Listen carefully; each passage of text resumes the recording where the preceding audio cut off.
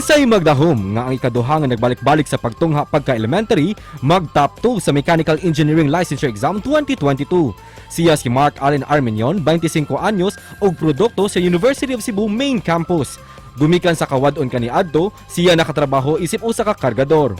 Aminado siyang dili gayud academic achiever, apan asoy niya nga math ang labing ganahan niyang subject kaniadto pa.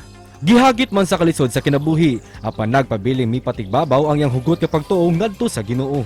Karon nga naangkon na niya ang tamis nga kalampusan, siya naglaraw nga matabangan ang iyang inahan kinsa nagsuporta sa iyang pagtungha.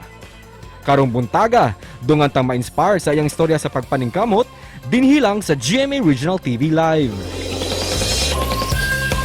Unsay sikreto mga kapuso ning nag-top 2 sa Mechanical Engineering Licensure Examination, makauban ta karong buntaga bagong engineer Mark Allen Armenion.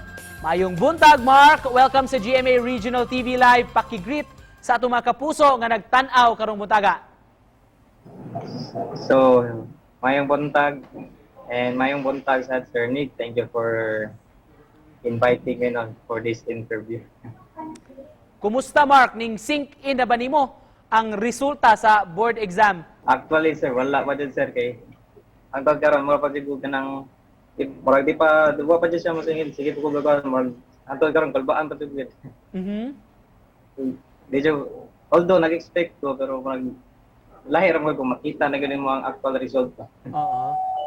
Where were you, Mark, when the results were released? Kanang, unsa may ka-expect na mo nga mogawas atong adlaw, unya, sa may gibati nimo samtang nagpaabot? Kaan, sir, nag-expect namin na magawa siya this yesterday kay nag-announce man to ang PRC. Pero wala din nag-expect nga 11 PM na siya magawas. And during that time, kapag akong pag-uwat is dili siya kumahimutang kay siguro na murag mas kulpa pa jud ang kanang maghuot og result yun. Ang una ginamong gitanaw to is ang top notchers list. Kay of course nag-expect mo sabi nga appeal lagi ko sa top kay confident kay ko sa akong mga surat sa board exam. So pag tanaw na mo sa top list, wala man sa number 1, pag number 2, darali number 2. Wow. Congratulations. Unsa may sikreto Mark for topping the ME board exam? Kuan lang jud kanang ang best gid is preparation kay ang pang imong performance sa board exam magbase gid na sa imong preparation. Tapos mind setting. Importante sad ang mind setting kay dapat na kay goal nga i-set tapos imong mind nga kani ako ning i-top 1 gud ni dili wala koy mga negative mindset nga di na ko kaya. Unsa man gyud imong gipangandoy kani adto pa o kinsa man ang imong inspirasyon imong mga paningkamot? Ang main ko nga inspiration sir is ako aging parents kay kato mong pag-school lang ako is grabe kay lahang sacrifice especially akong mama. Bisag mag-autang na siya para lang maka-school ako. And makarahon na ako ba nga sayang ang sakripisyo sa akong mama kung dili ko magtinarong. Unsa may trabaho pang ginabuhian sa imong ginikanan Mark? Karon sir kay ang mama kay vendor namligya siya ng uling sa carbon tapos akong papa kay mga salay o baboy. Kani adto Mark naka trabaho o nanginabuhi po ka isip kargador sa carbon market, can you share to us your experience ato panahon na?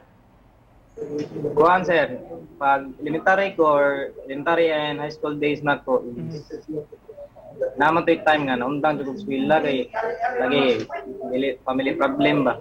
So and financial problems that so ni-take advantage na lang po ko dito nga hapon naman sa mo offer nga mahapon og tubig, karga og tubig or dagat ato sa kuan niya ibaligya dito sa merkado kay alin mo na dito.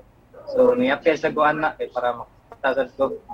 And sometimes nag-eskwela ko ato tapos as in lisod jud kay ang kuan ko ato kay mo nang naundang na lang to. Kaya wa man jud problem ba. Wa kong ma-sustain akong pag-school. Unsa may pangandoy nimo para sa imong ginikanan o sa imong pamilya Mark? Karon sir kay kung kuan main ginagawa nga ako silang mapatukuran og balay pohon kay wala di may balay ron gid. Mao na yung pinaka main problem na mo nang dili kami magpuyo sa balay kay Inimulay sa mga namang malay sa kuan sa Mandawi.